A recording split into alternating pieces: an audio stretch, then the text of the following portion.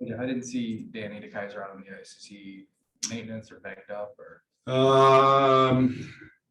Danny's wife had a baby, so yeah. So congrats to them, and that's why.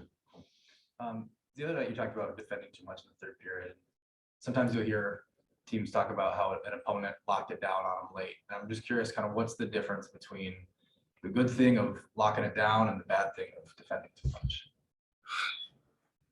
Well, lock it down for me doesn't mean that you're spending the whole time in the D zone. I think that would be the difference. I think lock it down means you're generally making them play 200 feet the whole game.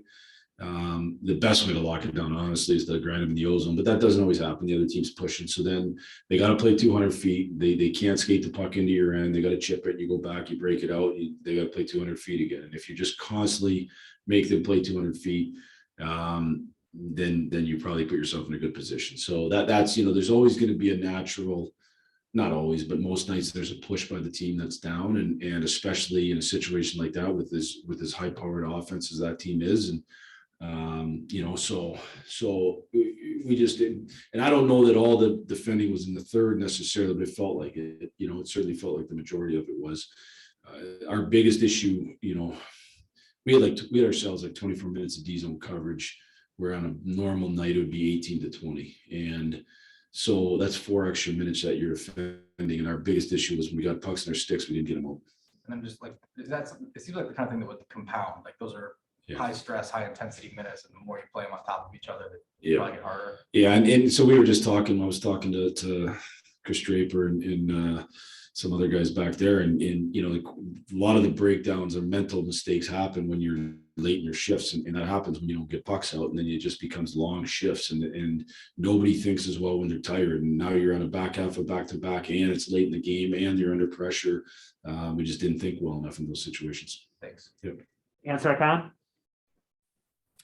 Yeah, Jeff, as the season's gone along, have you noticed Sider just becoming more difficult to play against and just getting under opponent's skin? A couple games ago, mixing it up with Crosby, and then seemed to get a rise out of Matthews too the last game.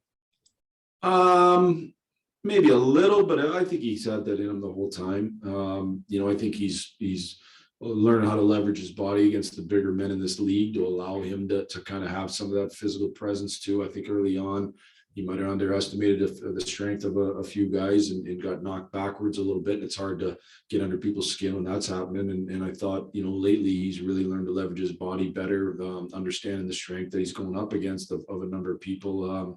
But I don't think he's ever been afraid to back. He's never backed down from anybody. And I think that's a great trait. So no, I wouldn't say it was just specific to lately. I think he's done that all season. And also, just the special teams wise, a power play goal in 3 straight games, you have to be pleased with that. But on the reverse side, the penalty killing hasn't been as strong the last few games. So just what are you seeing special teams wise lately? Well, last game, the penalty kill was excellent, and they scored on a pulled goalie situation. So I know you put the numbers together, but that one shouldn't even count, to be honest with you. The night before in Pittsburgh, I thought we had a really good kill. They scored late. The night before, we had a bad kill against Chicago. That's there's been a couple of nights where it stood out where we just weren't good in our penalty kill, and we had made an adjustment going in that game in Chicago, and it didn't work. Our guys didn't react well enough to it, and so that's on us, as coaches. But in the end, I think our penalty kill structure has been really good. I thought we had an excellent kill against Toronto. It's the best power play in the league that's been super on fire. So I'm not the least bit concerned on it. Thanks. Ted Colvin? Hey, Jeff, I'm curious. I mean, at the end of this week, you got that another 6-day break or whatever it is. I mean, I guess there's 2 sides to it. You're never going to pass up some time off, but be kind of concerned about it in the fact that you just, obviously had that 10-day one or whatever it was at the end of December. Is it difficult to stop and start like that consistently?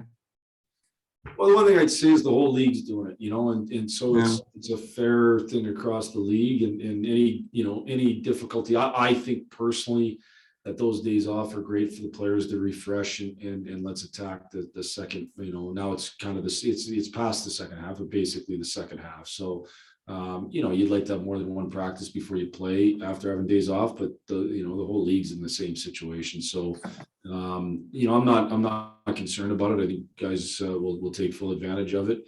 I'll be at a youth hockey tournament in Chicago, and so my sunshine won't be the same, but and then we'll get back at it come next Tuesday. So I'm not the least bit concerned about it. At Anaheim, I mean, tonight, they're just a thought on them. I mean, when you look at, a lot of people thought they'd be near the bottom of the standings, and it's just the opposite.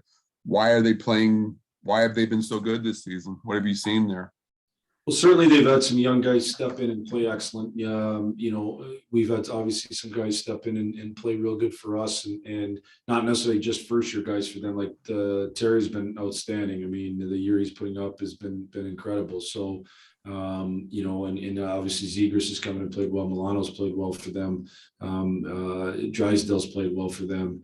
I think Gibson can be one of the best goalies in the league, and he certainly has been that this year. And I think Getzlaff's still a really good player, and I think Cam Fowler, I've always felt he was one of the most underrated defensemen in the league. So they've got pieces, and for whatever reason they're really gelling well. Their staff's done an excellent job, and they're playing really good hockey, and they're playing to a style that suits them. They're a very good ozone team and a very good rush team, and they stress you defensively. So we're going to have to be tight tonight. One more on Sider. One answer I asked you about him. Are you seeing here? I mean, there's some talk about maybe him and Raymond slowing down here at some point because of the schedule. But I mean, specifically with Sider, are you not seeing that at all? I mean, he seems to be getting stronger, if anything else. Yeah, I've not seen him slow down at all. I think there's still a learning curve there. That he becomes the most efficient within his skill set as he can. That he's creating a bunch and not giving up much. And I still think there's a learning process there. But I definitely haven't seen him slow down. He's had big impacts on a number of games. Sounds good. Thanks for this, Jeff. Daniela Bruce.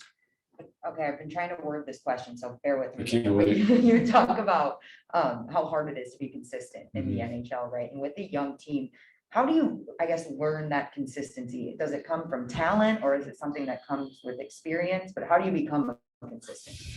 Well, there's probably two ways that you're judged consistently. I think externally you're judged on the result, and the more talented teams are always the more consistent teams, because even the nights when they're not quite on, they still win games. That's the reality of it. I've coached those types of teams. That's the reality. I've coached teams where we weren't playing very good and we won, and everybody said you had a great game because you won. So externally, I think the consistency is judged on results. Internally, the consistency is judged on the process and how your process looks game to game to game.